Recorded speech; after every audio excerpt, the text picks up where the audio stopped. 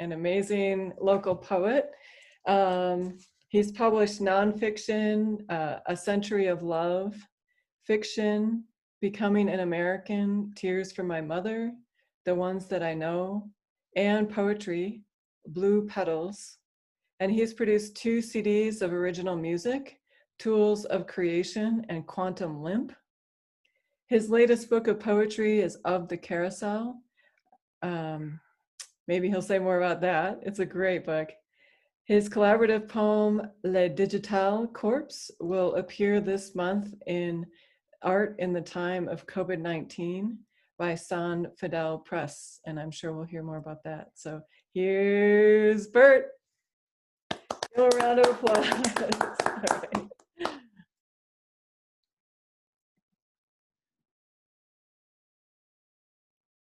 Okay, so you can all hear me. I hope you can all hear me. Can you all hear me? Everybody can hear me? Okay. So I'm going to read a bunch of poems that, not a bunch, a few. I only got 8 minutes. But in this time of isolation, we are all doing this deep cleaning and making order in our chaotic lives or chaotic homes. So in going through some of my boxes, I found some poems that I sort of forgot even existed, and they seem very relevant to right now as well. So I'm going to read some of these. A few of these I'll have to explain because they're sort of, it shows my age. The first one is called Conductor. And for those of you old enough to remember, in the old days, we didn't have circuit breakers in our homes. We actually had fuse boxes. So if you blew a fuse, you took the fuse out, and if you didn't have a fuse handy, you could put a penny in there, and it would sometimes make the power come back on until you can get a fuse. So that's what some of this refers to in the poem, and you'll hear that when I read it. Conductor. A fuse blew in my soul. This confuses me. Nothing fits, and I don't know where to get more. No penny or coin of any currency can conduct what here's been broken.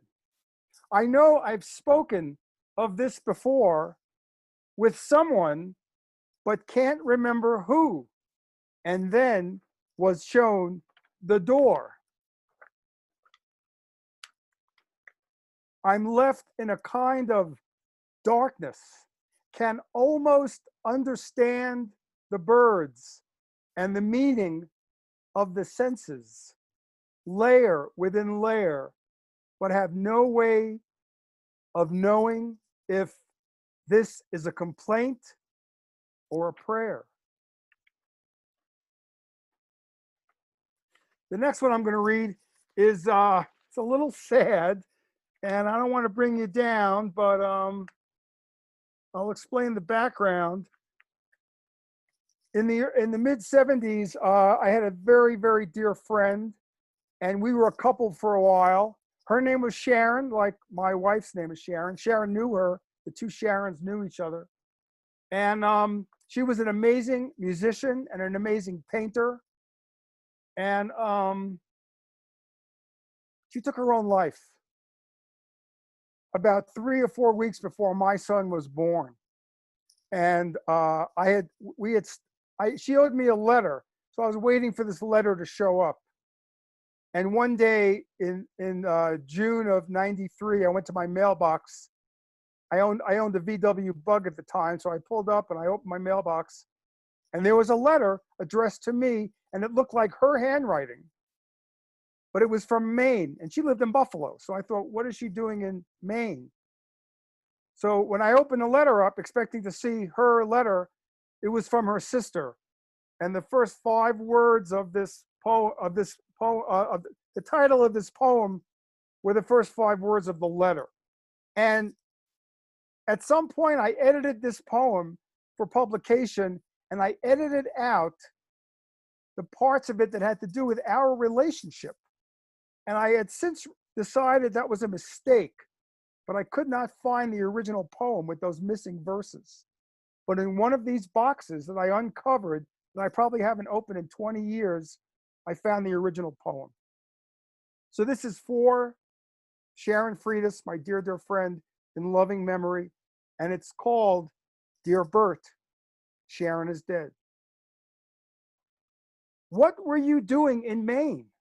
I couldn't imagine. So I tore the envelope open of the letter I knew you owed me by the post office in public view within the bug, prepared to read of news of you, but instead, in a stranger's hand, I read, Dear Burt, Sharon is dead. The tears did the world go blank. My heart, torn open, lost its gravity. People stared, and I couldn't share the pain with any of them. I did not know what to do. There was no knowing. I crashed through a wall and splintered like glass. My tears cannot cleanse you. Your act will always be stained by the courage of your own outrageousness. We were too briefly lovers, but you knew even then, with a certain wisdom, that that flame would all too soon be extinguished and we would go our separate ways. You chose instead our friendship, which echoed through the years and lasted many lifetimes, past marriages, divorce, children, careers. I was the wild-haired poet who sprayed the air with words, and you were the painter musician, and together we explored the levels of life never touched by those mundane. Late into many nights with Chuck Mangione and bottles of wine, smoking joints and cigarettes, finding what was deeper, needing a fuller experience. The music we shared will never sound the same again. I'll miss your guitar and making you laugh. What nightmare blanketed you? What screaming demons teased you, taunted, or beckoned you in velvet voices down that bottomless black cave, and then shut the light and left you surrounded only by your own self-made sound of scream or song, alone to face an endless night with no roadmap home? Do I join a larger chorus of angry voices who rail against you for taking the easy way out, also the hardest way, as there was no way back that day into the living and into the loving light of life? Sharon, I'm sorry you couldn't call to say goodbye. I'm angry you didn't think of me to help you back. I can't cry all the tears I have for you. There isn't time. Other pressing matters weigh upon me. Other life is waiting to be born, and I must be ready. But there'll always be a place for you in a corner of my heart. And I know there'll be quiet nights as a bottle of wine winds down, when I will call up your face and sing a toast and cry your name and miss your life on this earth. Thank you, G. So the next one, I got two more quick ones. The next one is also refers to something those of us of a certain age might remember, not this pandemic, but the polio pandemic of the 50s and the 40s and the 30s. And in those days, if a kid had polio or someone had polio, they put them in this thing called an iron lung. So that refers to this. But the poem itself is called Therapy. Maybe not the kind of therapy you need, but this is called Therapy. Is this an iron lung I find myself in, looking up at my reflection when young, trying to breathe out, breathe in. It's even obsolete. My grandmother cuts off her fingers, unaware they've gone numb. She mistakes those dead tips for chocolate chips. Or maybe she thinks she's adding plums. Her mind's concrete. I try to break out and scream free. My mother's a lamp with a bulb out. And I wonder, is this my mortgage? My marriage? Is this what it's all about? When will the electrician rescue me? Ghosts haunt my street. And my last one, again, I found this in one of these boxes, and I forgot I wrote this poem. But after the present person in the White House was elected in 2016, I was, like many of us, in a very bad state. And Christine wrote me an email and said, don't feel despair. Right now, the world needs poets. We are more important now than ever. So that I took that to heart. And this poem sort of addresses that, even though it was written in '06. And I never wrote a poem like this. It's called My Prayer. My prayer. Let this work be your work, capital Y, meaning, your work. Let this work be your work and be as an offering to find those who are in need of it, to foster communication and connect those who suffer so they'll know they are not alone in their suffering. Let it be worthy as a contribution so others may find love where there is now only hatred, and possibly answers where there is now confusion, and bring those in need who are now alone. And let those who are wandering find their way home. Let it be enough. Let it be a start. Let it lead me to where I need to be, further on my path, connected to others, so I may help make a difference with my life, my words, my prayer. Thank you.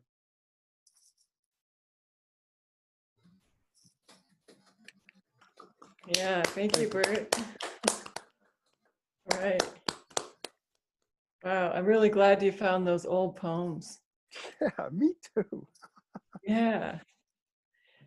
And yeah, it's so important in these times together as community and to really, well, first of all, just remember that we're all here in these times of isolation. And then secondly, celebrate our lives and this moment. And then third, just, yeah, encourage each other to keep diving in and helping each other out and creating the kind of community we want. I feel so grateful for the mountain communities up here that are really strong and heartfelt and yeah, Indeed, nourishing and human-centered in a good way, web-centered, I guess we could say. But yeah, thank you, Burt. All right. Thank you. On another note, I might add, just the interesting thing that I think all of us writers might see is that you mentioned something that we've all experienced, that you forgot that you wrote something. Mm-hmm. Yeah, absolutely. That's cool. All right, let's hear from Giratan Helgeson. He's written poetry shorts for various chapbooks and is now writing a historical novel, which is incredible. We've heard excerpts. A medical engineering business is how he makes a living while he practices and teaches Kundalini yoga, raises organic veggies, works out, writes, and shares awareness with friends. Giratan. Thanks, Christine. And thank you to Jeff and Davey. Thanks for coming. So I've got a poem. I just wrote this poem. It's about now. I probably wrote it a week ago. So I'm going to read it, and then I'll read kind of a standalone excerpt from chapter 20 of The Doll Giver of the book. So the name of this poem is Now is the Time.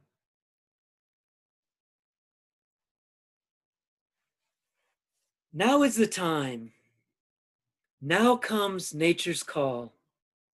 Virus tempers the species. Primitive humans strive to unlock the mind control. Now is the time. Nature's virus calls out the unconscious to strengthen the herd with deeper consciousness. Now is the time. Separation for self-gain no longer works. Old ways of religion and nationalism invite the dis-ease. Now is the time. Mind surrender beckons those who can hear, those who breathe aliveness into the whole. Now is the time to pierce the veil that holds the slave to grooved patterns carved deep by separateness. Now is the time to pause, to watch, to recognize what speaks without language, unthought with spaciousness. Now is the time to go deeper than the breeding denial defense, to come out beyond your wall of fear. Now is the time to feel your body, to reveal who you are, to see the whole, to be the whole. Now is the time. Opportunity knocks. Open up. Feel into it. Just know, genuinely, your deeper needs. Now is the time. Set intention, yes, to be the flow that runs through your soul. Now is the time to thrive within, not just survive without, to come home with your real family. Now is the time. Gratitude, compassion from the heart shifts everything, emanates the love of self. Now is the time to take right action, to listen to intuition, to let the soul guide you, to live your destiny. Now is the time to breathe into your being that is not yours, to contribute to the species, to the planet, to why you are here. Now is the time to speak your truth, to drop the stories, to become clear, simplify, to be the truth. And now is the time that time disappears. Only in essence remains in a flow of nowness.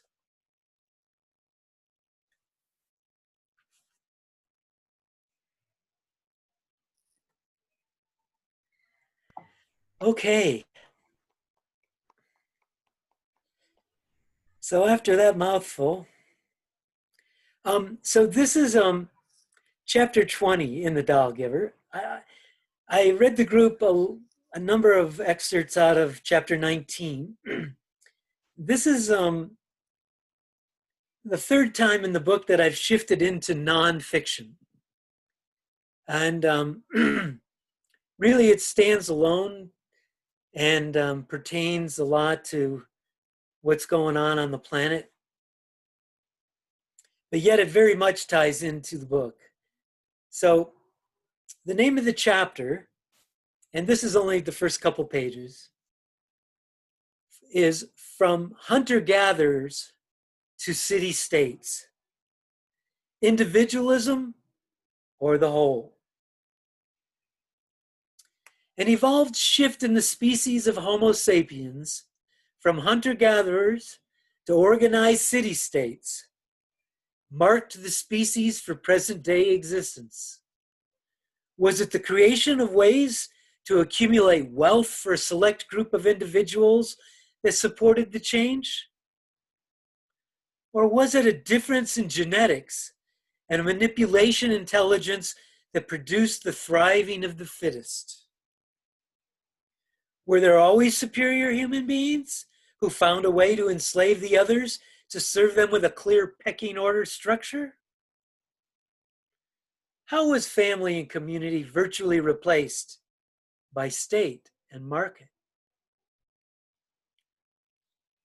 Like packs and herds and flocks, early Homo sapiens were born into clans of common genetics.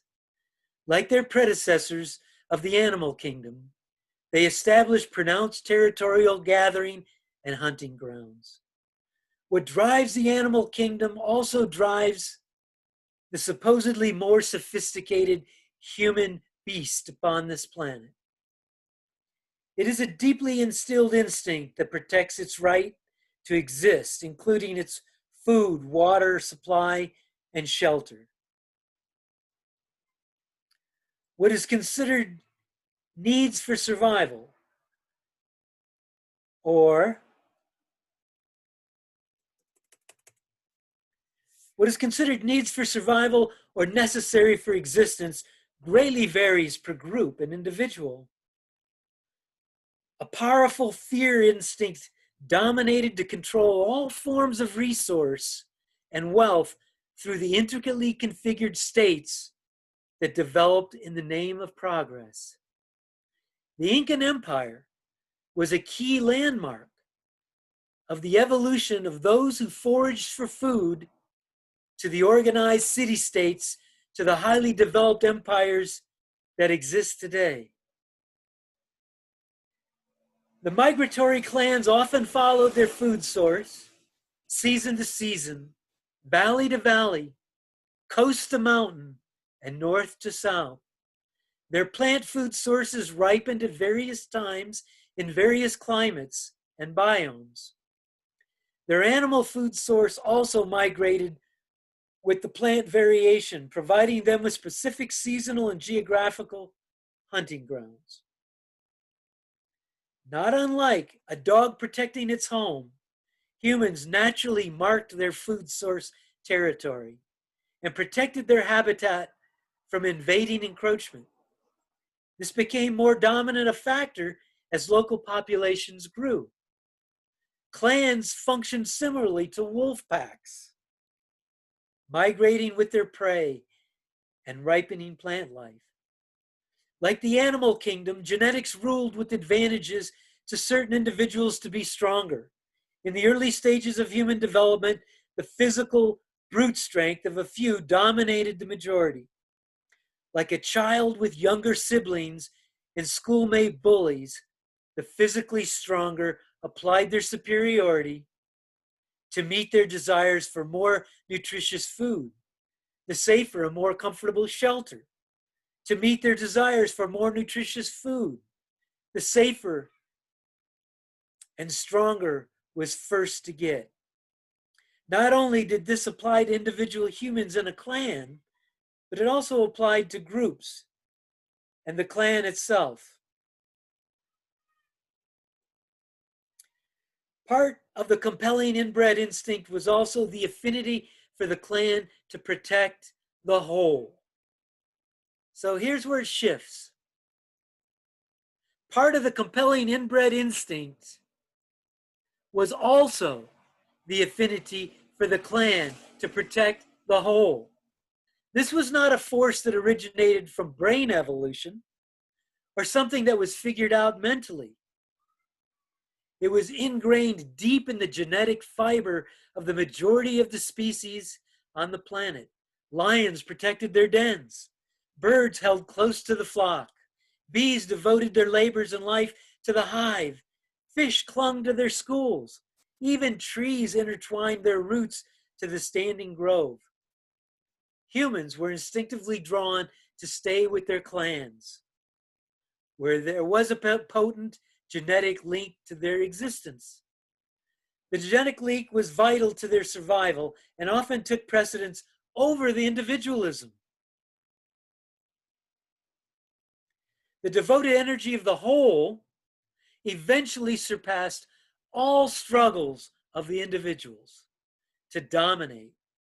There was a primary sense of serving the whole, contributing to fulfill the needs of the clan, which also benefited each individual's survival.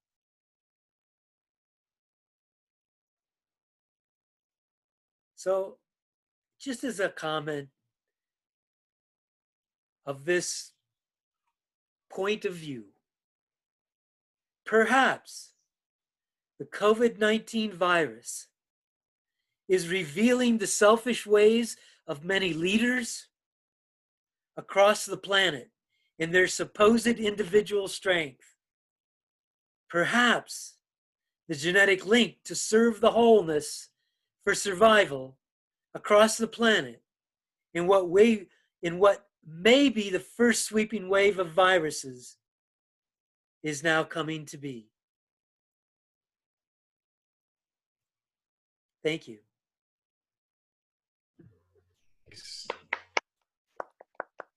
Thank you, Giritan. You're Thank welcome. you for sharing that. Yeah. And the large evolutionary points of view of what's happening right now today, it helps for us to go back to Yeah. consider this in a Yeah. different light. It seems like a lot is new. And I guess to our habits and our ingrained patterns, there is a lot that's new. But I think big picture, to the species and to the planet and to all the species and everything that drives that, there's not a lot new. It's just Right. it's just an unfolding that's only Mm-hmm. new to our own unconscious patterns. Mm-hmm. Mm-hmm. Yeah, absolutely. Yeah, thank you. Hey, Ira. Hi, Ira. Yeah, hi, Ira.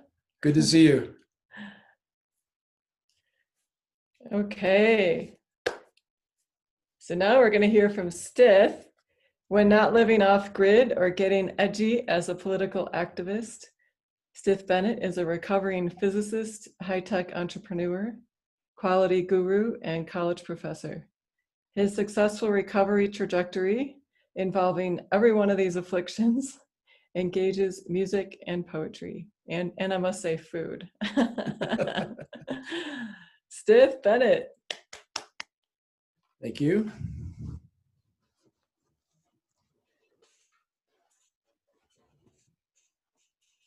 Hello, everybody.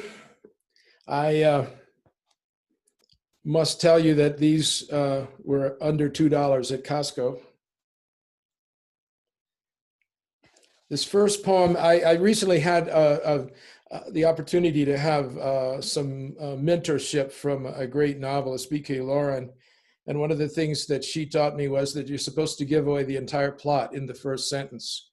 So I would just say about this poem, it's about a neighbor of mine who loves to shoot and continues to shoot loudly and often and early and often every day, all day and all night.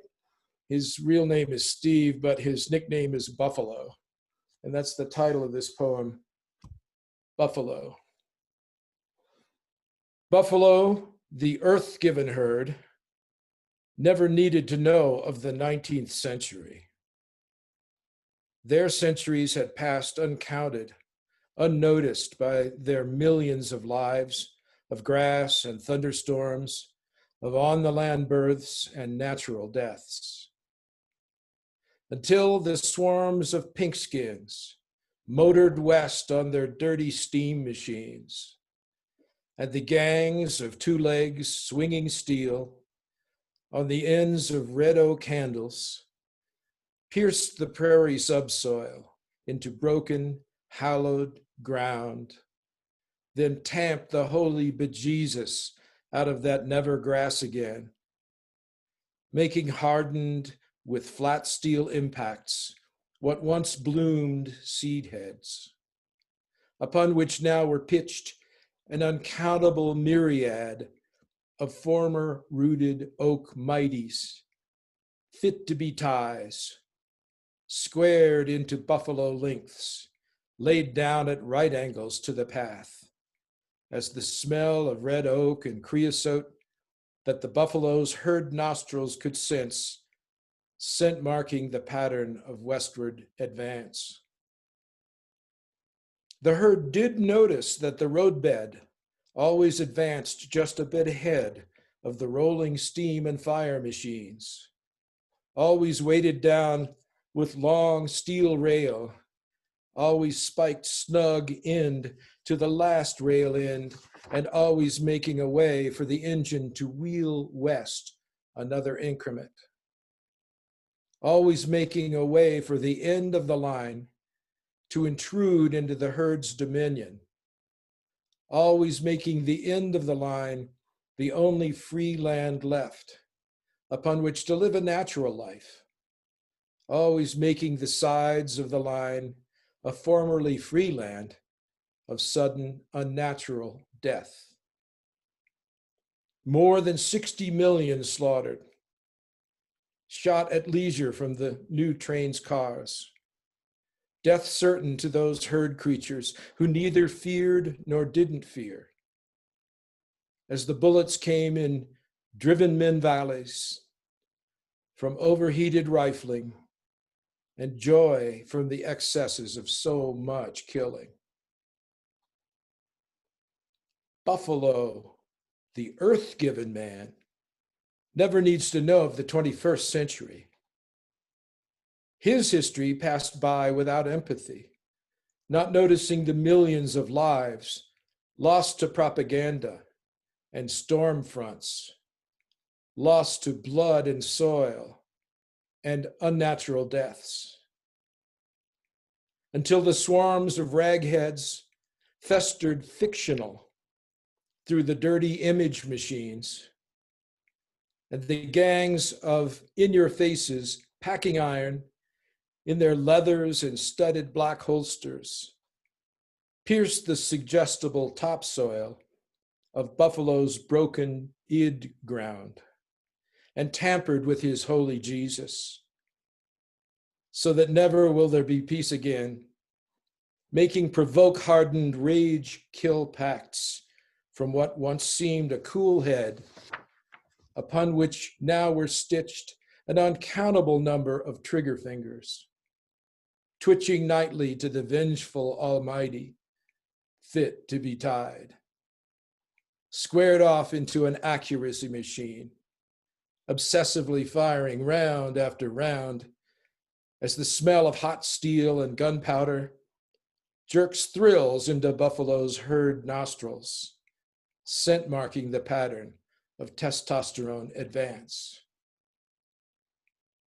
Buffalo did notice that the targets always loomed just a future bit ahead of the roiling rage and the reload machines, always freighting him up with daydreams to kill for, always spiked snug into the televised obsession, and always priming a way for the vengeance wheel to turn western, another increment.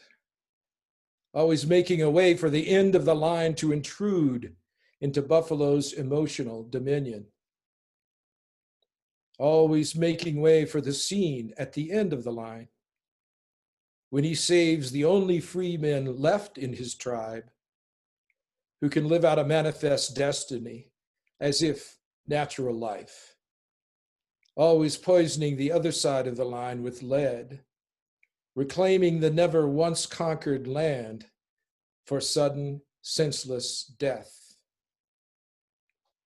600,000 rounds fired, shot for morbid leisure over my child's lifetime.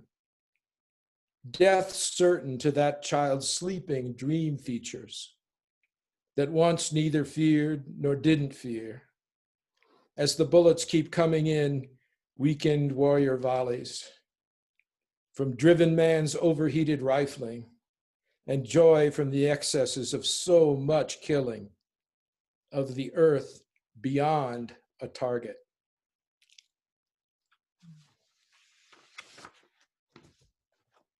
Okay, after that uplifting poem,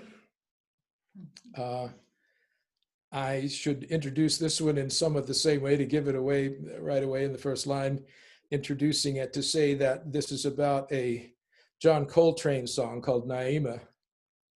Naima was the name of his first wife and also the name of a very important African queen. And I heard this version. If any of you know of jazz music, you might know that Naima is a very slow, peaceful song. And I heard this absolutely speeded up, sampled version of it that was just incredibly breakneck speed. And that's what occasioned this particular poem called Speed Naima. And hopefully this will work here.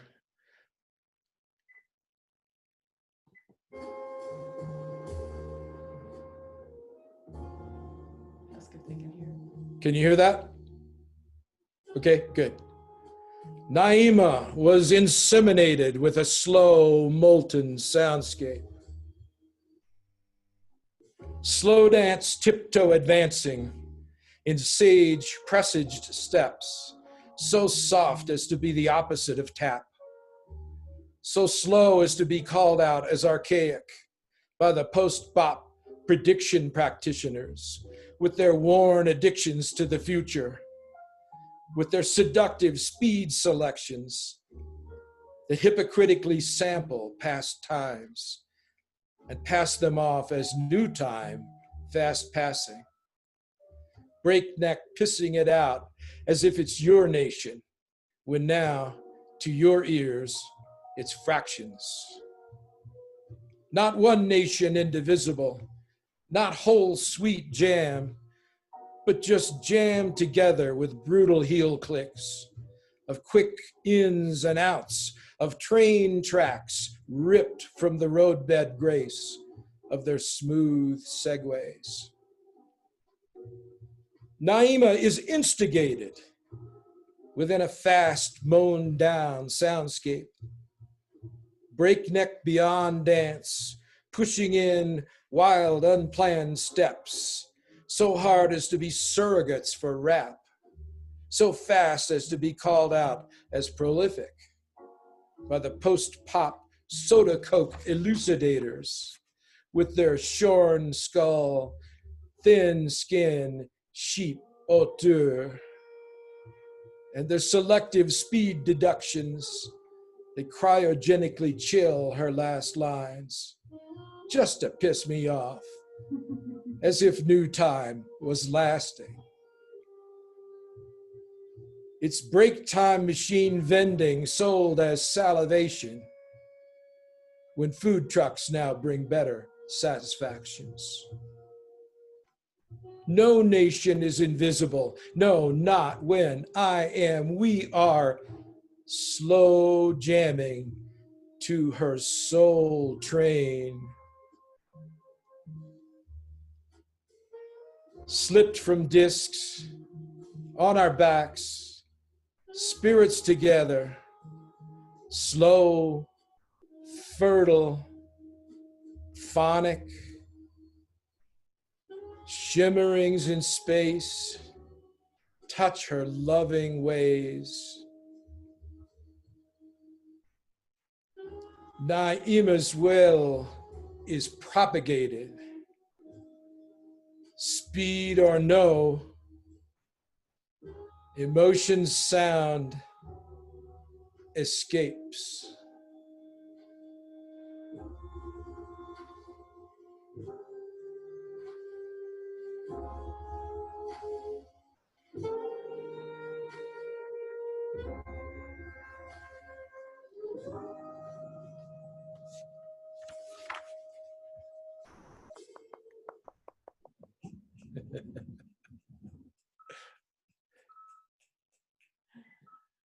All right.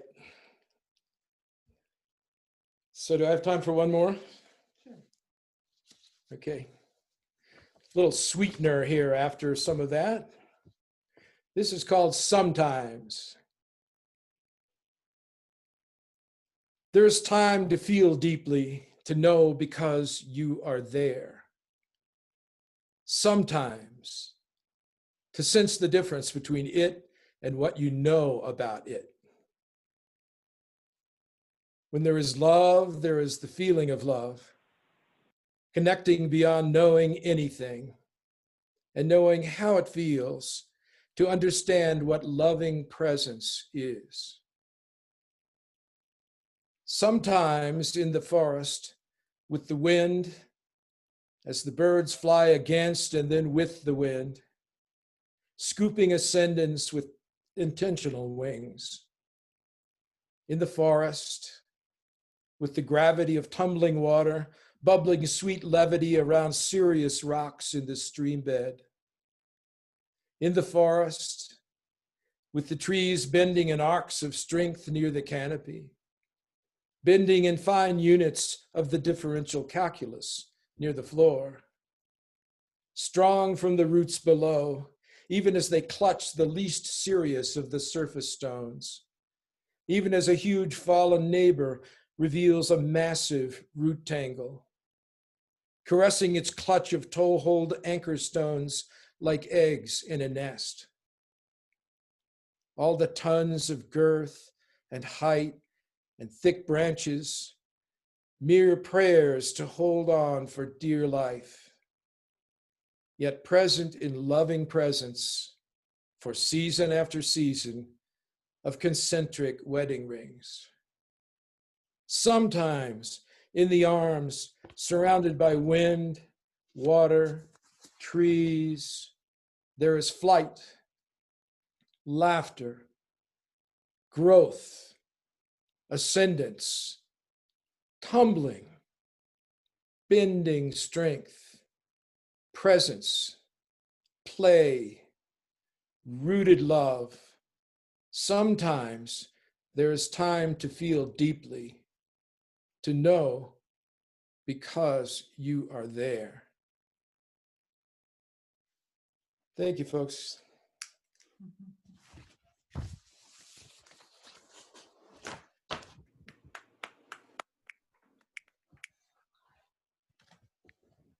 Thank you, Stith, from the range,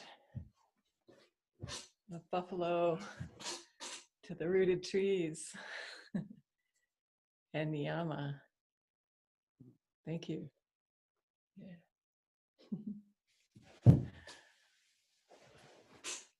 Oh.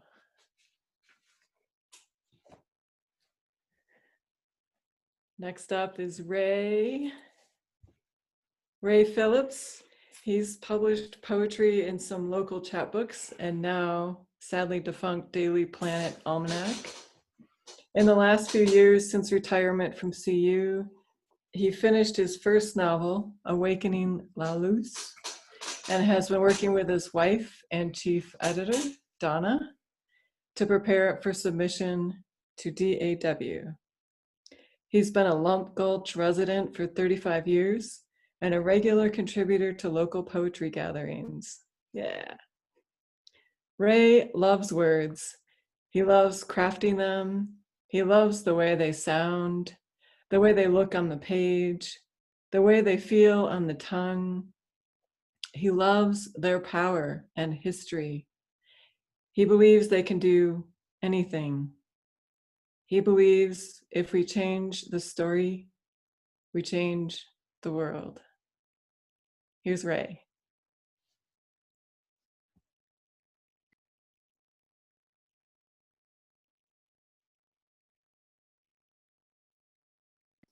Oh, just make Ray, you sure have you to unmute. unmute, Ray. You need to unmute.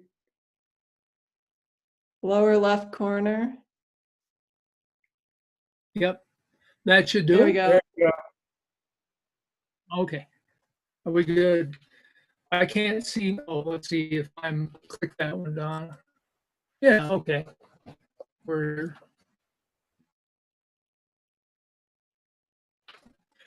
Okay, we'll do at least 3 community in COVID times. They get progressively happier, so don't be too upset by the first one.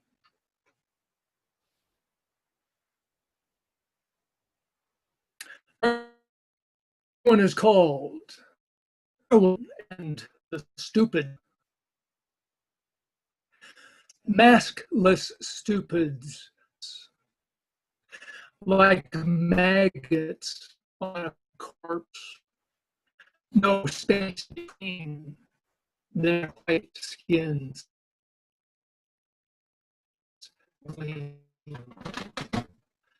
Wage COVID. They pull stupid guns when asked to wear a mask. They own no other freedoms now. Stupid, maskless young mob bars and clubs, dancing, drinking, sharing respiratory droplets, then going home to plague their elders. The factory that makes the Darwin Awards is hiring stupids. The demand is huge. There are even jobs for ones who pull guns. That's why it says Michael there. 52 pickup in COVID times.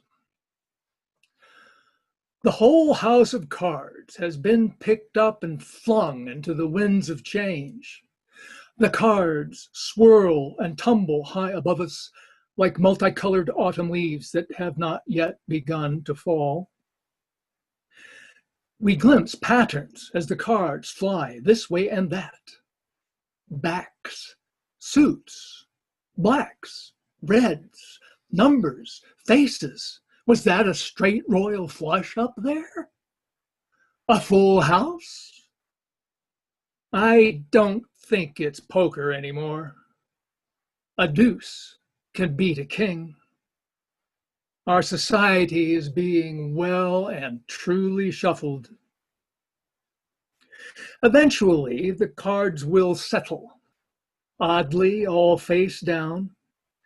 We'll sweep them up and deal new hands. A new game with new rules, new partners. All the face cards will be wearing masks. It will be hard to read a tell, and the stakes will be very high. Will black suits with clubs prevail? Will all the reds and blacks be separate? Will one hand have all the kings and queens? Or will the cards be spread amongst us in glorious diversity? Who can say? For now, the house of cards still whirls above us, all the old arrangements blown apart by winds of change. What shall we build with our new hands? Let's play with skill to craft new structures where, dare I say it, racism is erased. Voting rights are once again protected. There is equal justice under the law, and truth prevails.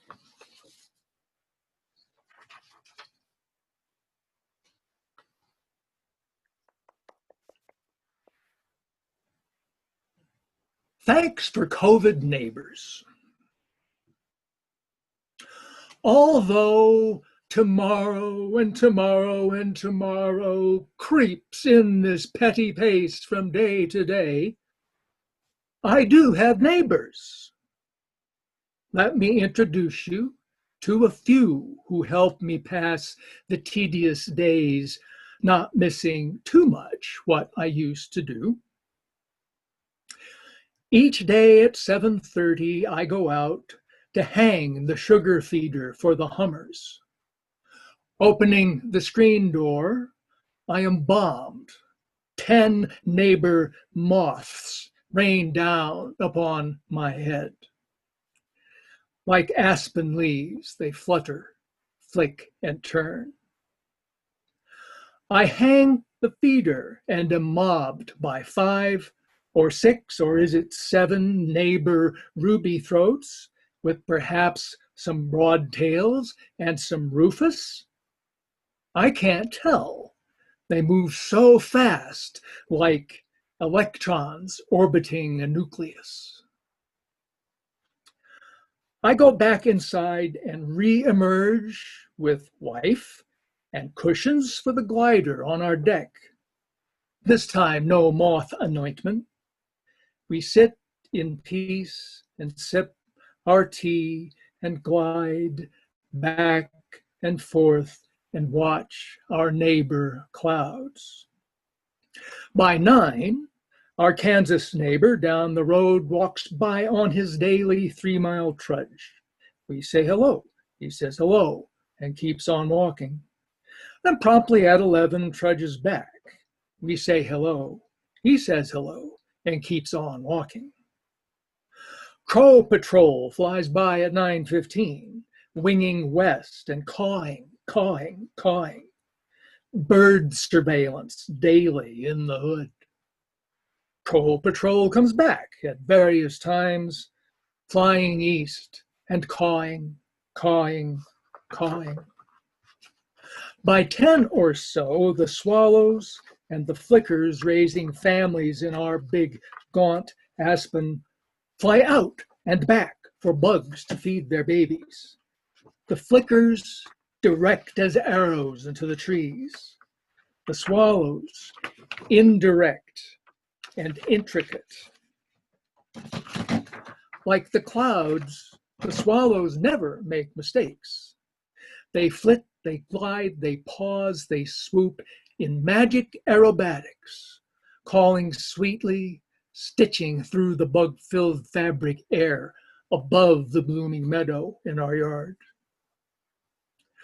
2 tall lodge poles grow beside our deck for shade.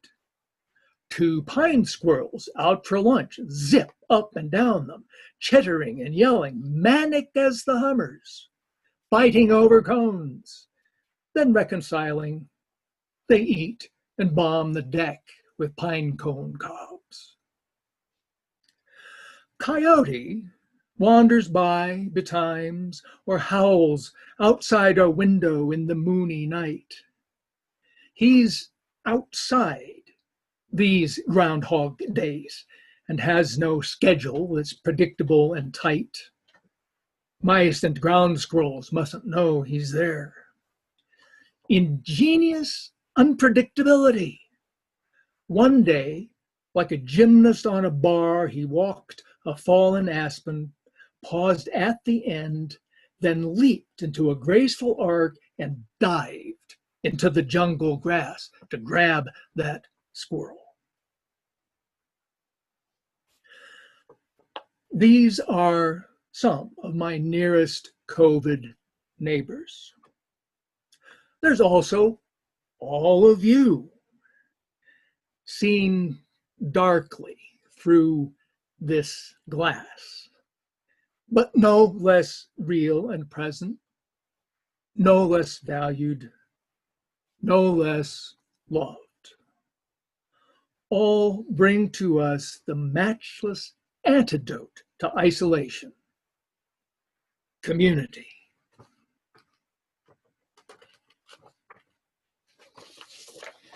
And since one last very fast one here, since we mentioned hummingbirds, this is not particular to COVID. It just talks about life and death. Some of you may have heard this before. Joy warrior. Live, there is no other answer. Courageous as a hummingbird, sip nectar from death's lips, dazzle the old grim reaper and his cousin gray despair with iridescence. Hover, zoom up and rocket down past their noses, then whirl round and round them, crumbling the power of their despite, till they must laugh, and laughing, laugh themselves into the past, even back beyond the Big Bang, and they are gone, as if they never were. Live! There is no other answer. Flash your vibrant colors, feathered jewel sun catcher, and when your season's done, you'll not moan for old gray despair, then meekly follow death stage left and fade to shadow. No, you'll fly south, vibrating up into the sun-shot clouds above the gulf, disappearing in the storm of light, dead reckoning your way to the eternal rainbow forests of hibiscus. Nice. Thank you. Very nice. Okay. Thank you, Ray.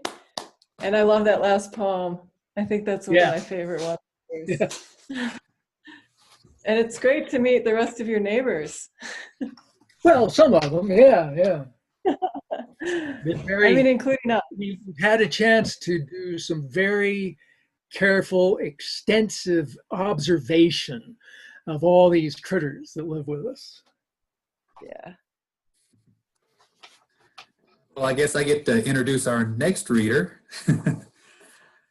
Christine Weeber is the author of 2 chapbooks, In the Understory of Her Being and Sastrugi. Her poetry and prose have appeared in A Poetic Inventory of Rocky Mountain National Park, Under the Devil's Thumb, Solo, On Her Own Adventure, and other publications. Christine is the copy editor, poetry editor, and development editor at Sapiens, an online magazine that illuminates the world of anthropology for a general audience. Please welcome Christine.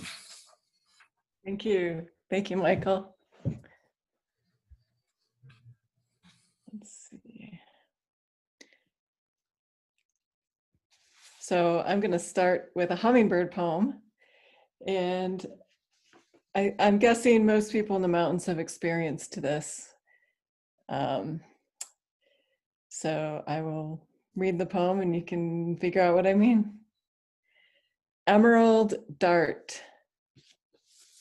Emerald dart, ear-marking clouds descent, slams into my window, ricocheting into the forest of seedlings along my roof's drip line. His neck sprawled, anchored to neon moss, as if tattooed, but not broken. The weight of him loosening in the concussed brain. And so he let me write him, my hand forcefully, quickly, a universe in which the spinning eyes could unspool. His winged glory so suddenly a dream. I kept him a while as hope, as a breath, as a delicate webbed wish, a promise made on the brink of a shadow. Now he whirs upon the danceable sky, the last rays caressing the divide's flanks in the distance. One among 3, racing unseen paths, delight singing from his weightless, cutting wings.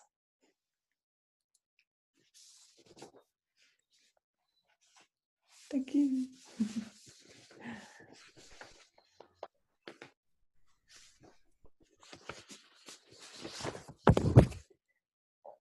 So the next poem was inspired by a morning Stith and I spent outside collecting arnica flowers. And it was in the valley behind my place here, and it was just this absolutely magical morning. And, you know, you really, in those times, you get a sense of that we really live in Eden and how we've forgotten that. It was also a moment for me of recognizing that how much I needed to shed from the intensity of the racist violence that's been going on. And so this is a poem that's sort of in that moment. Arnica Patch 1, Shedding Terror. I sit in the arnica patch, my soul reckless and divine, devastated by the murders I cannot stop. I've lost count, and so have they who say, Martin, Garner, Harris, Taylor, Floyd, and all the others, who say Ferguson, DC, Minneapolis, and elsewhere, who refer to this moment as if it carried a surprise after 400 years of the same. The plant's leaves now bear pine pollen dust, comes on early as so much else. Impossible to see except en masse, clouds of it kicked up by breezes, screens flesh out across the flank of Mount Thornton. Impossible to see except up close, the yellowing patterns, an image, a touch disperses. My love and I are inside humanity. We're imagining the ancestors. We're dreaming of rivers, of gatherers, this valley an exquisite Eden. We ask each plant before pinching off blossoms, sweet yellow burst for our medicine. Gunshot, on alert. I pray for safety in our secret, quiet collecting. The other shots aim and ricochet. I'm trying not to be terrorized. Young people say to bulwarked police in riot gear, you are not at war. No war. Take your weapons back inside. Soft sunlight eases through aspen leaves, licks columbine, advances tiny lit up waterfall.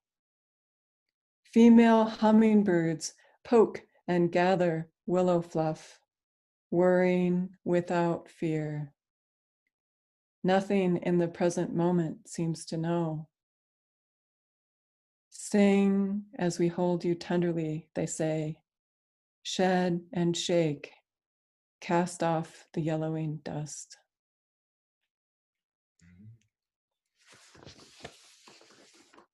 Thank you. Thank you, everyone. Here's another one for these times. In praise of kitchen tables, and this is dedicated to John Lewis, who recently passed on, as most people know. The young were born into sharecropper circles where conversation passes the butter and fried chicken. They learned through inverted stories, revised family tales, slipped secrets. They held fear in their throats, facing the white phalanx. Phoenix hearts, insistent courage, one man, one vote. John Lewis and Hosea Williams and the line of others refused to go home to kitchen tables or churches. The 2x2 stepped forward, and after the bestial attack, they came back, and then again, strength in voice, strength in numbers, until the Voting Rights Act passed. Signs, lettered, blocked out on family kitchen tables, filled in carefully as invocations of human rights. Today, those tables help birth similar signs in this revolutionary era. Treat racism like COVID-19. Assume you have it. Change your behavior and don't spread the disease.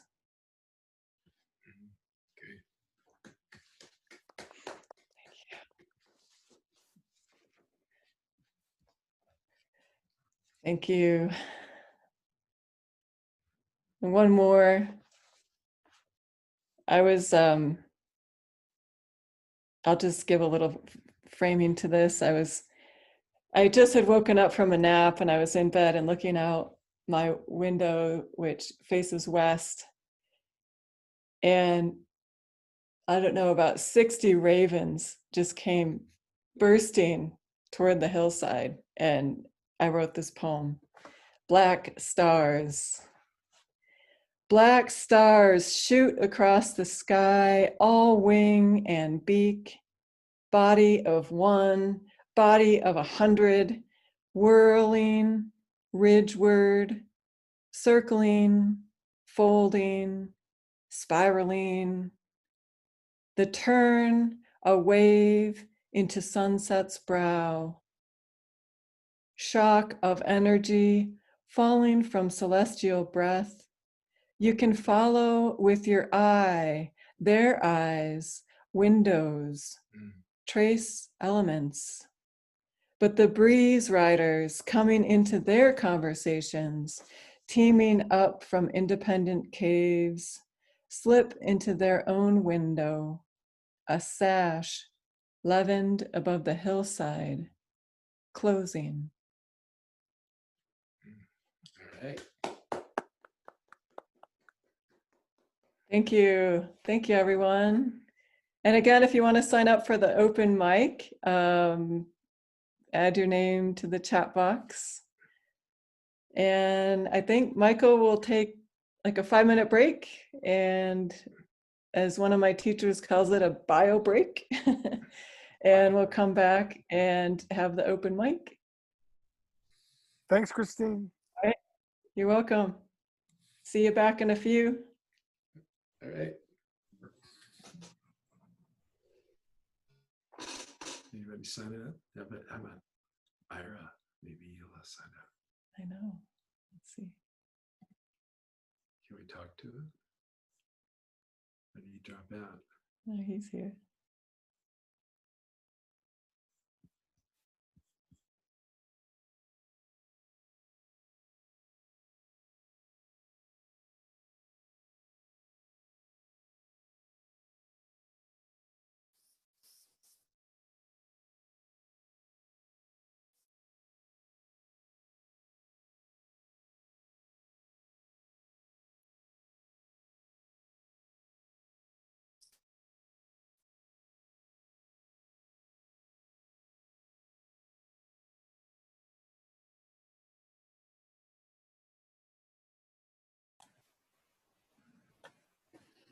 Hi, Bert. Hi, Bert. Hey, Donna. hey, Donna, how's it going? Can you see me in a window? Who, Ray? I can see Ray in a window. Well, actually, I see you on my, oh, there you are. I see you, sure. Yeah. Okay. Can you see me in a window? You don't have that Who's asking that? on. Use a different program. How do you get to see everybody's window? Right. Ray. There's something called gallery view. You didn't know. You press gallery view and you see everybody. Ah. And where would I find that? Well, I have a Mac. I don't know how it is on a PC, but on Use a different the Mac, it's in the computer. upper right-hand corner, right next to exit full screen. Ah, And then you see everyone's I box. have, I don't have that. Well, if anybody has a PC, That's maybe you all right. can help out Ray. Well, that's all right. Maybe some. The last time we had we had it, but he used a different computer. Well, Zoom is still Zoom, so. That's like,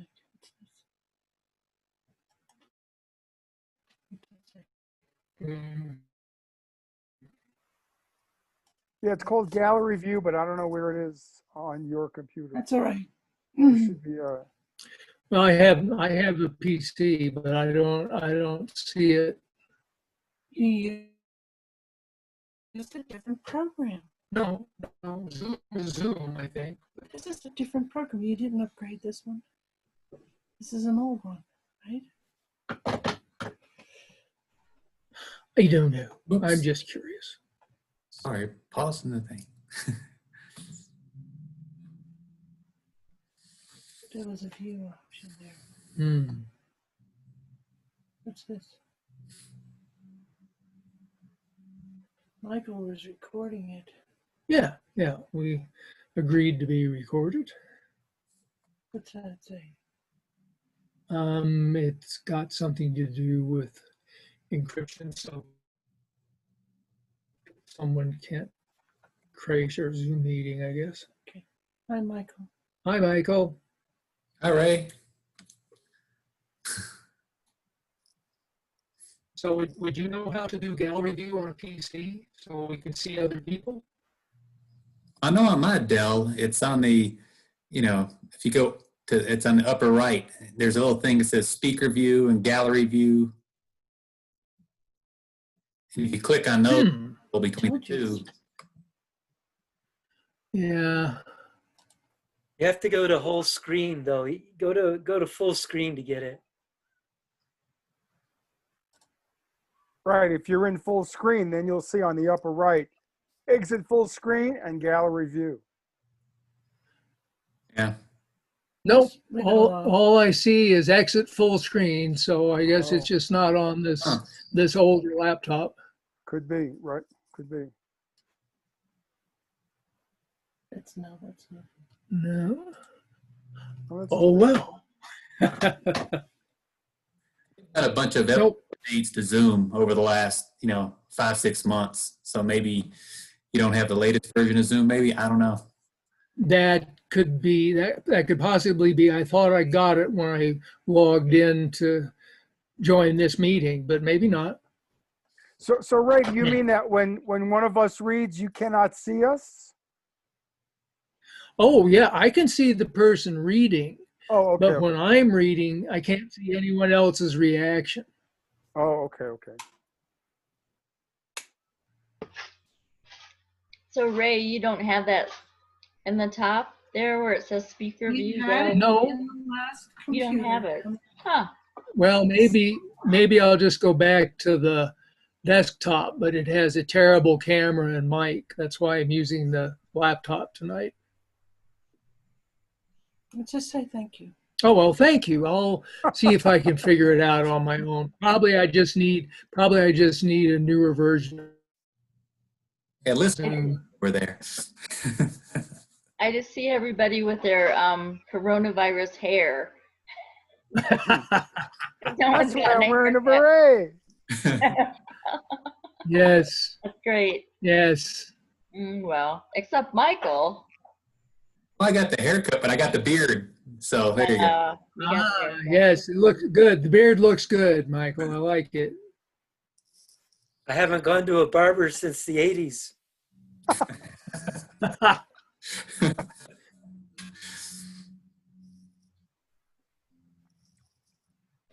Well, my wife cuts my hair and she likes the way I look.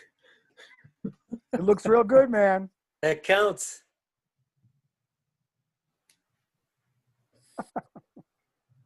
Yeah.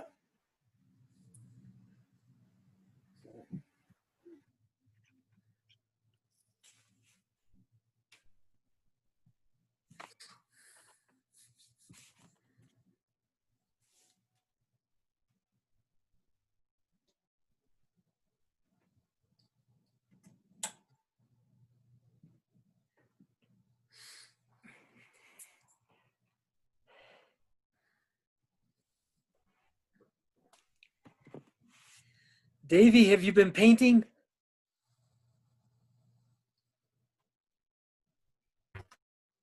You're on mute. There you are.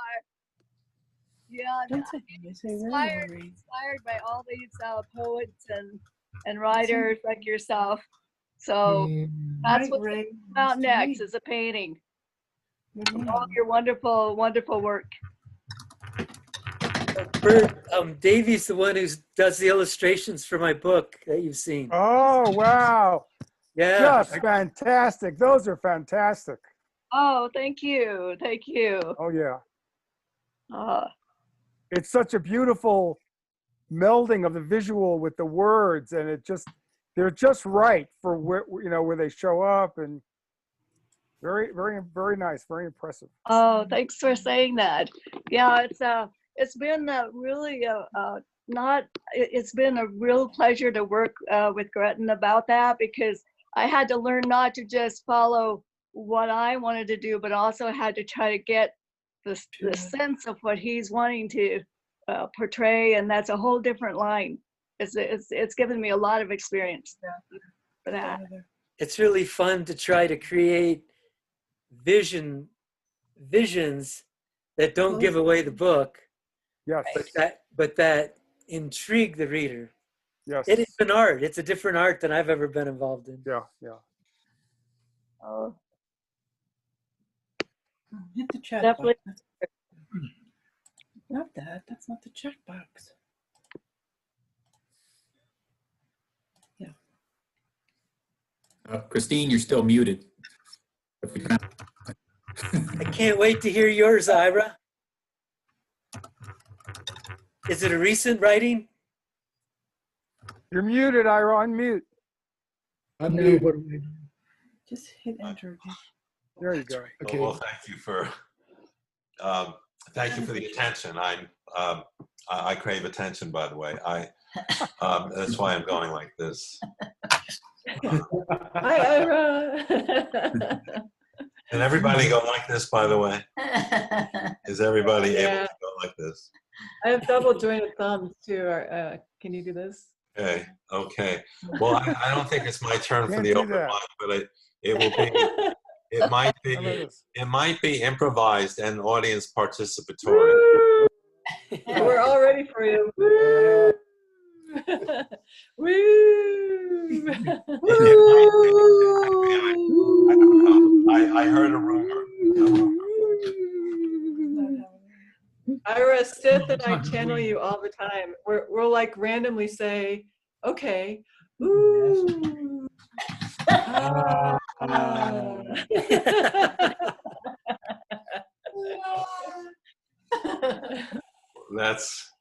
That's from a particular era. I'm playing with. I'm still playing with audience interaction, of course, in a new medium. But Christine and Sith were making reference to an open mic that we three plus dozens more have attended.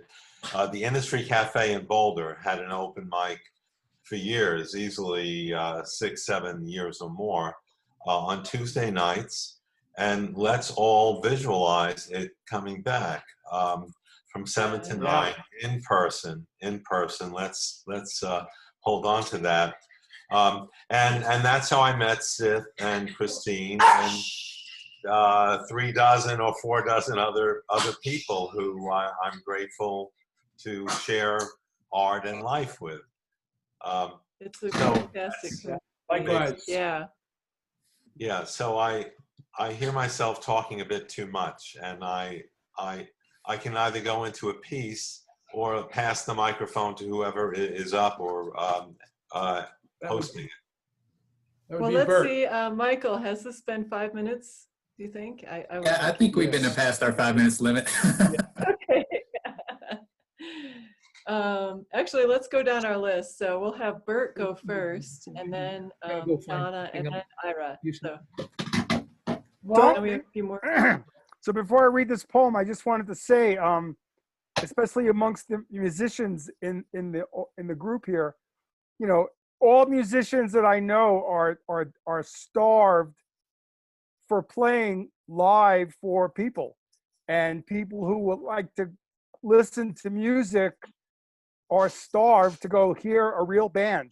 Well, I'm in a band, and we actually have done one gig since COVID happened. We did a gig about a week and a half ago in Longmont, and we were indoors in the bar, and they have one of these big garage doors that open, and everybody was outside in lawn chairs, separated, listening to the band.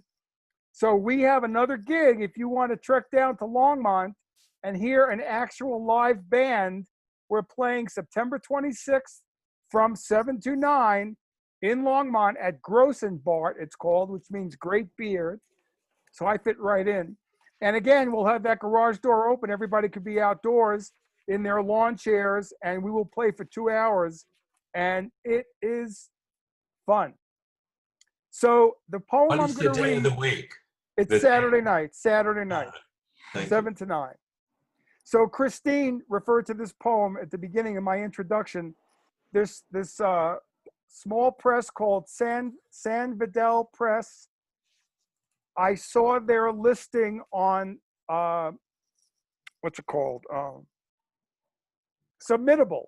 If you are a writer and you want to be published, Submittable is where many publishers have their submission forms. You have to start an account. It's all free, but then you get a newsletter, and every newsletter has opportunities.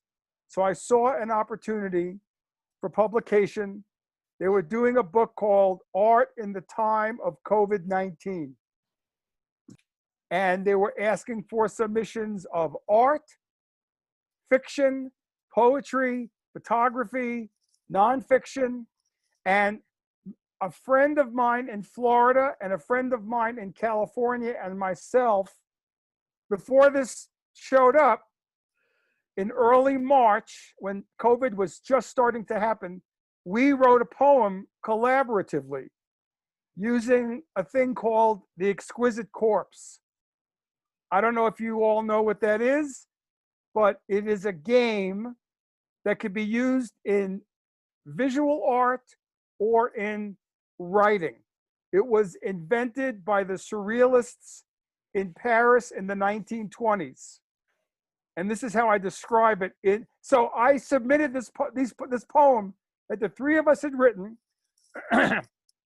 They got thousands of submissions from all over the world. They chose 150 for their book, and they chose our poem. And we wrote it to keep ourselves sort of sane in this new craziness. So I'm going to describe the way it's described in the book. A game, The Exquisite Corpse, was invented by the Surrealists in the 1920s. In its poetic form, Poet A, which was me, I started, writes a 4-line stanza and the first line of the second stanza. Then Poet A, that was me, I shade the whole first stanza and I turn it white so it becomes invisible. So Poet B only sees the first line of the second stanza. Poet B then finishes that stanza, 3 lines, writes the first line of the third stanza, and turns the previous lines invisible. Poet C only sees the first line of the third, finishes that, and writes the first line of the fourth. So each poet contributes 1 line for the last stanza, and then at the end, we make it all visible. And it's based on the idea that the individual subconsciouses of the poets know what they're working on, but the conscious poet does not. So this is called Le Digital Corpse, which again was a joke. They didn't, one of my friends, he called it this. If it was real French, it would have been Le Corpse Digital. But I decided, well, he gave it a title, so I'll submit it, and they accepted it. So it's going to be in this book called Art in the Time of COVID-19. It's going to be an ebook. All the proceeds go to help these groups that are on the front lines, the first responders. So it's really a fundraiser. So I'm very proud to be in it. So here it goes. Is this insane Or am I just asymptomatic? The static in my brain is beginning to make sense. My digital lover left me for an app that grew up on deep learning, but made it through without a blink or nod from you. And deep down in the curriculum, I found a few hints of his influence and arrogance. Fashion models' flatulence, all arranged to stage and gauge the monumental somnolence. It doesn't take a hero to turn fingerprints into fists.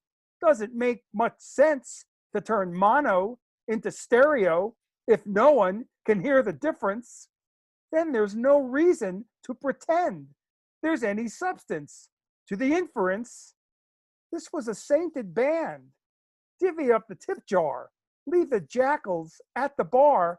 First things first, no regrets. No respect for second best. The checkered flag is flapping, though the race has vanished into mist. The echoes cause the leaves to shake with evolution's last mistake. And even if we're still awake, because of thunder, angst, and quakes, glory slithers with the snakes. Thank you. Thank you. Thank you.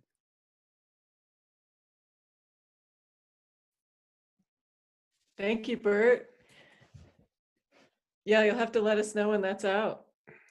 Yeah, cheers. Yes, I'll post the link when it comes out. Yeah, Okay, that was great. thank you. Yeah, it's really good. It's amazing, isn't it, how that comes together when you do something like a collaborative poem like that? It's really Absolutely. cool. Okay, Donna. Hi all. I decided to try doing a poem about COVID, our community. Scoot up so you can be seen. You can see me. We could see you. Where are we? Okay. Sweet companion, no longer thrust together by cosmic force and lust, gentle comfort, long time presence. Look in the mirror. No longer do. No longer go with no jostling with crowds like kids on the playground, watching, impressing, mixing. Who do you work to impress now? Who do you favor? Now it is the mirror, the inner thoughts, the inner memories, the inner community of life's experiences, juxtapositions. Gentle, gentle now, for that wrestling, confused, doing creature, pushing and demanding to go and do. Gentle, gentle, pry the arms loose, calling to it to rest, asking it softly to calm, for solace or recognition. But now, just soft, be kind. Memories flood up from to replace the dew. Companion gives touch, be kind and soft. It is yours if be gentle. Companion cannot go either. Look in the mirror, maintain, and just be. That's it.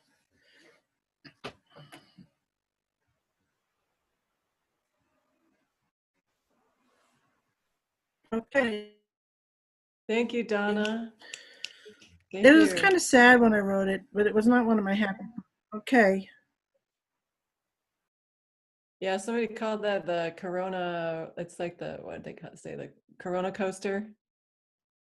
it's like the roller coaster of Corona.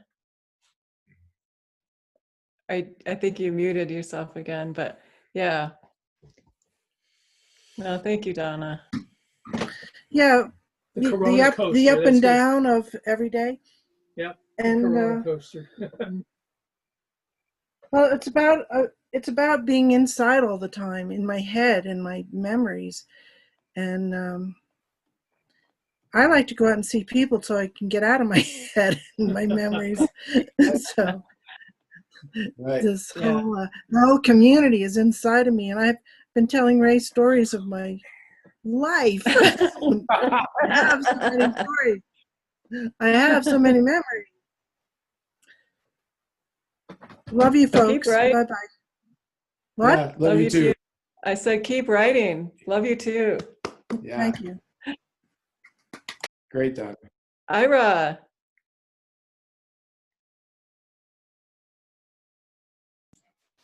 Okay, unmute. Thank you for joining And I have an invitation for each of you. I have something interactive, so and participation is totally optional. I have no way to enforce my wishes. I have discovered, not just here but everywhere. So if you would like to play, could I ask you to be in gallery view? So click in the upper right corner if you have that function. Be in gallery view. Okay, good, thank you. And now, may I ask you, with your hands and fingers, I would like you to define the outer edge of your rectangle. So can you give us, really you're pointing out to each of us, where the border of your rectangle is. And don't forget the top and bottom. It's okay to let your finger rub. You got to play with the camera. Let your finger rub. Okay, don't forget the corner. You can point at the corners. Go ahead and, I'm doing this actually very poorly. I'm my own direct. Point at the, oh, okay, I found it. I'm pointing at the corners. Okay, okay. And keep massaging. Continue to massage the four sides and point at the corners as you will, as you will. And we begin the piece. I find myself living in a rectangle. I mean, confined to a rectangle. I look at the floor of my room here, it's a rectangle. And I look at the ceiling, it's a rectangle. And when I look around me, I see people occupying rectangles. And yet there are these phrases in our popular language, phrases, oh, get out of the box, or I'm out of the box, or that's an out of the box idea. And I look in front of me and I see human beings in all of our infinite variation stuck in boxes, four corners, four sides, confined to a box. I seek something bigger. I seek infinite connection. Thank you. Wonderful. Yeah. That was fun. Yeah. That's hard Very to do. good, very good, very good. That is hard to do. Yeah. I have another piece that will invite your participation. Would you be up for another? Basically, an improvised piece. We are experimenting together. There you go. Okay. So for this, may I see your hands? May I see your hands? And can I see you move your fingers in a particular way that maybe you've not been conscious of before? I mean, and it's okay for the fingers to touch. Leave on one cat before the mask. Okay. Can I see your hands make a frame for your face? However that means to you. A frame, it might just be a decorative design. It doesn't have to be that you're even touching your face. Okay. By the way, have I told you lately, you're gorgeous. You're looking gorgeous. Thank you for playing. Okay, here we go. Another piece. We have the whole world in our hands. I have my whole world in my hands. I have all of my experience in my hands.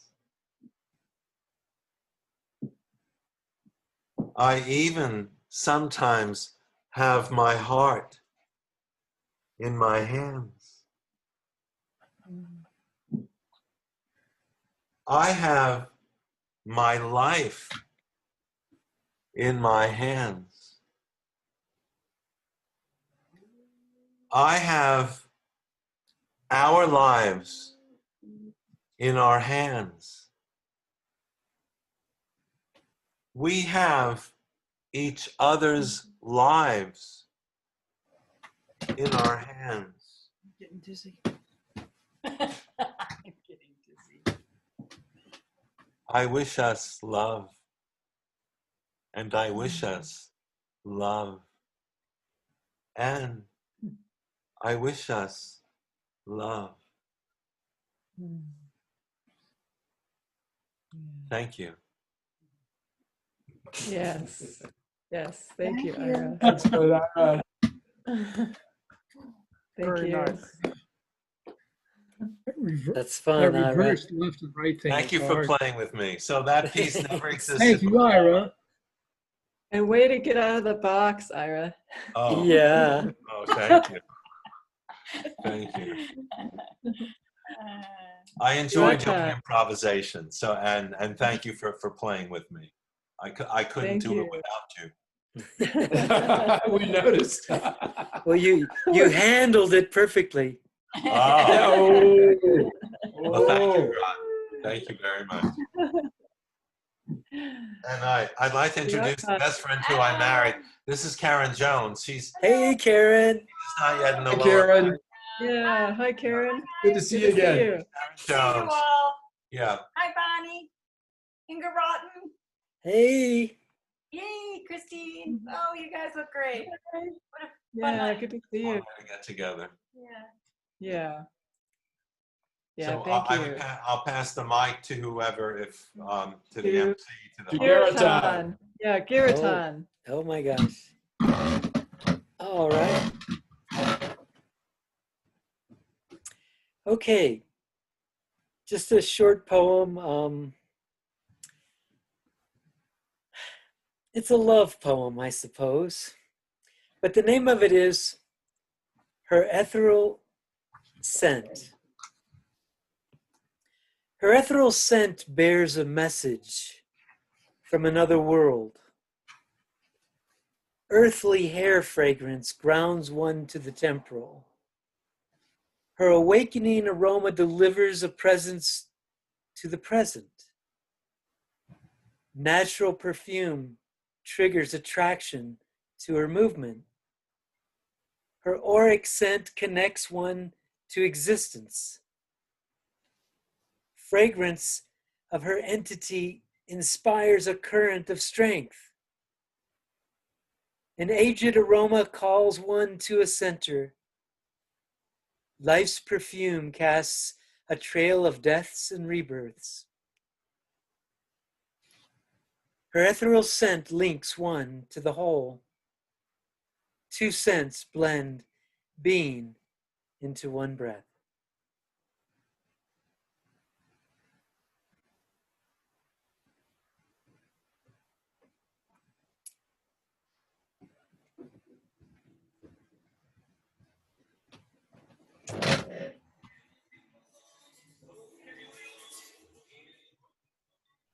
Did you say you had two? Do you want to No, read a second one? that was Oh, good. okay. Oh, Thank you. okay. All right. Thank you so much. That Yeah, was that was great. beautiful. That was beautiful. Very Yeah. evocative. Thanks. Stiff. I'm gonna snuggle up to there. Yep.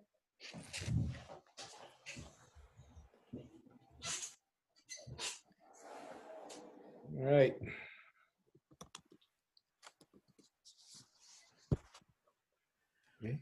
Okay, good. This is called Bright Black Saturday. It was written this year on the 11th of April.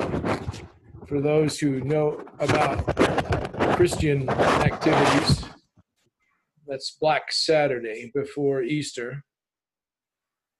And it was just when the COVID concept was really hitting home, I think, across the country. So that was part of what was on my mind. Trying to write a love poem. Bright Black Saturday. All in on maternal cosmic reliability, Earth opens spring life to dazzling sun brightness, to teeming soils whose mycelium perfumes, wetted by snowmelt, get massaged by oscillating branch shadows. The huge obsidian raven soul walks through the sun's signaling, hops up from my designated path of paving stones, tops out on the receding remains of shoveled snow, turns toward me, looks me in the eyes, and runs hard straight at me. What am I to say? I know you want a love poem. I know I want one too. I know there are zillions packed like eggs in ovaries, waiting for insemination and birth in my love-drenched heart. Will this holy, so-called black, bright Saturday bring to creation another lovecraft gift for you? On the day before hidden eggs crack and forbidden men indeed rise, and vacant cathedrals are indeed silenced, and the risk of precarious life hangs hazy, wrapping futures, obscuring presences. A dark purple gauze shrouds today's muses. The speeding raven closes in. My love sanctuary shivers, simmers, splits, scatters fond fragments wildly. And now, looking straight through the veil, I clearly see the muses of Venus and Eros, illuminated by our stars' dazzle, our bright moments, our hours of creation, of love's birthdays.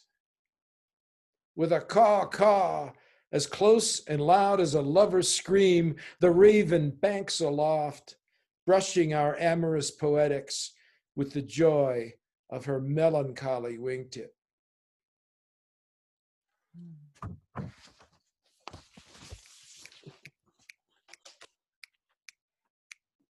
Thank you. All right. Thank you. Let me see the list too. All right. Oh, where's the list? No, did I scoop it up? I think Ray's next. Yeah, there it is. All right. Thank you, Stith. Yeah, I had asked him for a love poem. Something deeper came. Well, maybe not deeper, but mysterious. That's what happens on Yeah. the day before Easter. Yeah. Ray. And then we'll hear from Bonnie. Okay. As you read in my little bio, I have finished and submitted my fantasy novel. Daw is the fantasy science fiction. You know, it's out there. They have it. We'll see what happens. So I'm just going to read a little excerpt from part of that book, Quening la Luz. It's in a future where humans have nearly perished due to climate catastrophe. Civilization has this, and it consists of the Gaian High Church and the Combine. And they believe that in spite of everything, the earth is doomed. So they build a secret fleet of spaceships for an elite 1% of the remaining population. The ships launch. Everybody else, not in that 1%, is left on the planet abandoned to die, supposedly. The ships are actually powered by the Earth's life problems. Among the abandoned are Morgan Kestrel, a hawk-human hybrid or humanal, and his friend Harvey Begin. Cities are referred to by their airport names. So Denver is Den. They guide survivors to Humanol and Mandrake, the cyborg who created her. At Taos, the survivors must overcome their prejudices toward each other and define a new society, but the trauma of the launch triggers consciousness in the plants, animals, and the earth herself. The question is, they question if humans and Humanol should even be allowed to exist. In the end, Gaia herself intervenes, but the terms of human existence on Earth are completely changed. So I'm just going to read a little bit from the opening chapter of part 3, which takes up the story of the people who survive, because in fact, the Earth doesn't go into complete ecological collapse after all. So this is from book 3, which is called The Sixth World. And this chapter is called People of the Dawn. Just read a little bit of it. George Covington opened the front door of his little adobe house, looked up at Pueblo Peak, La Sierra de los Indios. A corona blazed there, enhanced by the trees on the ridge. In those first moments of light, the people of the dawn would come to him out of the east, bearing the gifts of the day. He knew about them from a sermon Harvey Begay had given at his Echo Church back in his former life. But George had only actually started seeing them a few weeks ago. He had no idea why this blessing had come to him. When he told Harvey, the old priest laughed with delight and vigorously shook his hand. Well, consider yourself very lucky, George, he said. Have you told anyone else? If you haven't, you should. We need miracles to restore a sense of wonder to our souls. George was very shy about sharing. The experience was so intense, so personal, had become so necessary to him, he felt telling anyone else would dilute it, maybe even make it cease. The first arc of the sun shone above the mountain. Harvey looked slightly to the side so as not to blind his eyes, and there they were, los señores y las señoras de la luz, the lords and ladies of the light, the people of the dawn, dancing down the slopes of the mountain, transparent, ethereal, swirling forms. To his astonishment, he saw among the human shapes the shapes of animals, birds, even trees. One of the animal forms, a large bird, a raven, flew into his open doorway and dissolved into shadow. Then the rest were gone, and the normal light of day spread across Taos Sanctuary. The people of the dawn have come to me out of the east, George said aloud. They have borne to me the gifts of the day, for which I give thanks, and twice thanks, and thrice thanks. He raised his hands to the sky, then bowed into the light. This was his moment, his centering, and he did the ritual every day, whether he could see the dawn people or not. He knew they were there. Seeing them had solidified his identity in this new after-launch world, year 3 AL. He would honor them. That's an excerpt. I could go on, but that'll be it. Cool. Thank you, Ray. We look forward to reading it when it's published.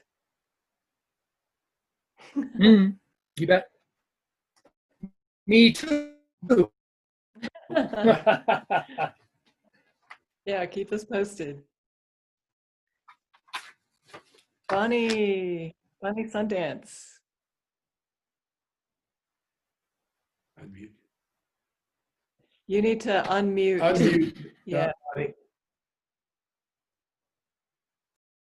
There you go. Try it again. Can't hear No. you. Let's see. No. Mm-mm. I show her unmuted. Yeah, me too, but I don't. we Yeah, can't- you too. Maybe turn your mic volume up. Yeah, is your mic on? Is the mic up? Can't hear you, Bonnie. Not happening.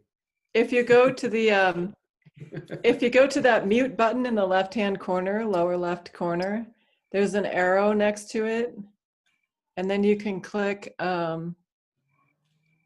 audio settings, and then make sure your speaker is up, your mic is up.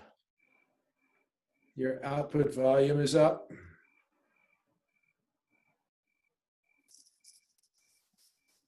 No. Darn. Oh, too bad. Can't hear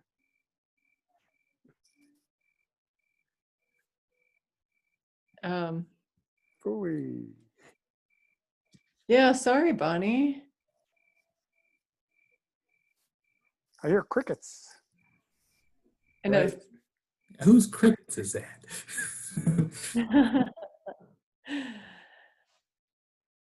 Oh, too bad. That's a shame. Yeah. Okay. Yeah, sorry, Bonnie.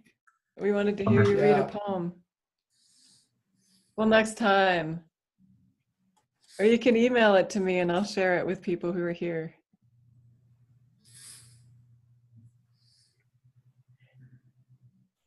Okay. Does anyone else have a poem to share? You do, just type your name into the chat box. Hello, Duffy. Yeah, hi, Duffy. You have to do a Okay, more, Christine, at least one more. I'll do one more. Okay. All right. I'll do two more if you're up for it. If you are up for it. Or... We're always up for it, Christine. Okay.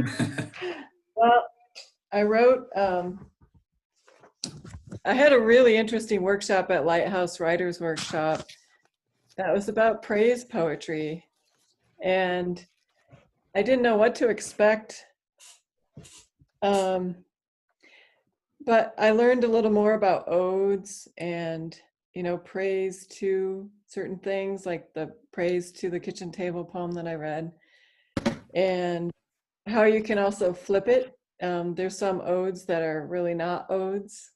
So it's an interesting approach. I feel like especially during these times, it sort of allows for a way in to, integrate some of the emotions that we're dealing with right now, that so many of us are dealing with. But this poem goes back in time, and this one specifically is about the human race, and it's about menstruation. So it's ode to our bleeding lineage. 1,000,000 years ago, when humans numbered less than 25,000, the whisper of extinction could be heard in the pressures of river rapids, cloud forests, open savannas. Delicate creatures preserved marrow, meat, herbs. Marrow, meat, herbs. The foreshadowing of energy needs. Calculations for expeditions, rites of passage, sacrifices. In sync with herds. Think of the kilometers crossed, the calories burned. Hunter-gatherers tracking, opening nests, unveiling roots, and the not quite fertile girl at pause in the hormonal drift. Seasonal stop to create a temporary shelter. The abrupt halt in migration. Girls on the move needed fattening to menstruate. Communally crafted hut for her to sit in with other women. Patterns of ritual songs memorized. Language of the moon learned. Reviving or receiving sacred herbs and wisdom. Others giving her priority, sharing yams, yolks, yellowing tubers. They carried her to the river and back. She, spirit bound, journeyed to know ancestors. Praise be to our bleeding lineage, the store of attention given to girls and women for bringing knowledge, backbone, babies, healing, song, laughter to the community. We have forgotten, but when the moon cycles through, remember the cultivation of you. Right. Right. Thank you.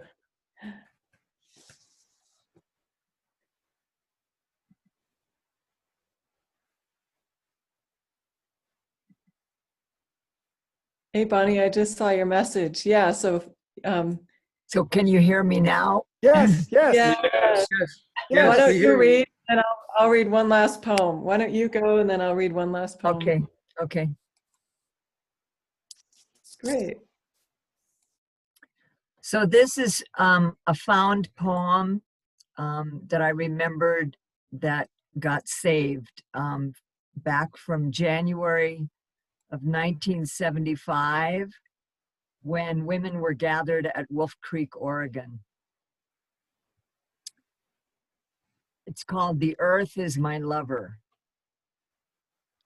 The earth is my lover. I have no wants. She brings me to lie in her golden meadows, embraces me in her cool morning breath, nourishes my being from her loamy bosom, touches soft my feet with her mossy belly, teases me to notice her limbs catching my flying hair, sings a peaceful love song while I lie beside her rivers, collects dewdrops in her grasses to reflect in a million eyes her love for the rising sun, gives me treasures in pocketed pebbles to touch her from inside my windowed home. Beautiful. Oh, that's Okay. beautiful. Yeah. Beautiful. Yeah. Beautiful. Thank you for Good, good. It stands the test of time. Yes. Yeah, Oh, thank you. certainly. Very good. That's beautiful. Yeah. So grounding. Thank you. And I have one more. It's called Breathing Moon. I'm trembling with the grace of a moon, bowing into hillside, tender and shaken. The awakened celestial bodies rotate what emerges now to us in an arc of Jupiter, Saturn, Mars, with the moon topping, stringing pearls to earth. I am floating, breathless, under the turning, the known universe, a grain of dust on my eyebrow, glinting.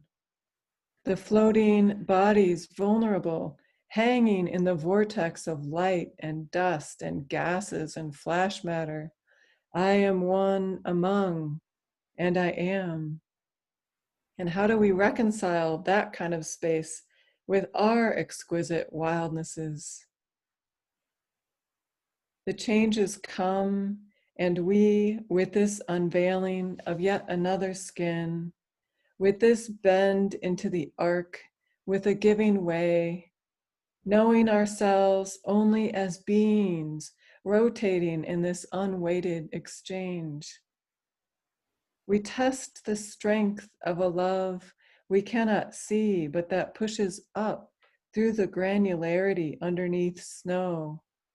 The now known world reaching light and moisture on its own. Where the planted feel hunger, we also find roots. With the dancing planets, we are unfounded, hurled, held. Here, in relevance to molecules, breathing. We can thrive in sync, if only, if.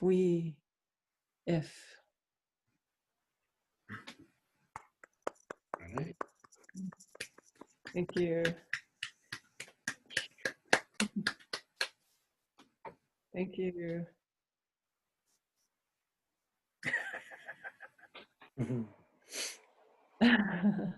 Well, thanks everyone. I'm Thank glad you. that you've shared your square. Yep. Thanks, everybody. Thank you, Thank Michael. you. Thank you. No, thanks Yeah, everybody thanks, for Michael. coming. This was fantastic. Thanks for coming, Davey.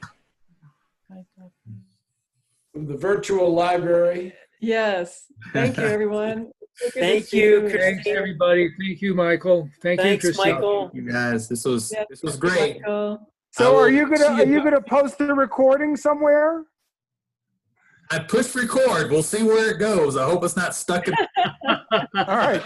If I can Let figure us it out, know. I'd like to see that. That would be I'll good. send a copy to Christine, a link, so everybody can, Great. That would be wonderful. Thank you. Well, thanks. Yeah, you you so said much. you were going to post it to the Gilpin Library Facebook page, right? Yeah, Okay. I'll post it on the website and I'll post it to the page. If I can figure it out, this is my first time doing it, so it says it's recorded. Okay. Cross our fingers. Well, this May is the the way force we be with do it you. now. Yeah. That's right. Technical difficulties. Thank you. Bye-bye, everybody. All right. Thank you Love so much. everybody. Love Thank you all. Yeah, love you Appreciate it. guys. Hey.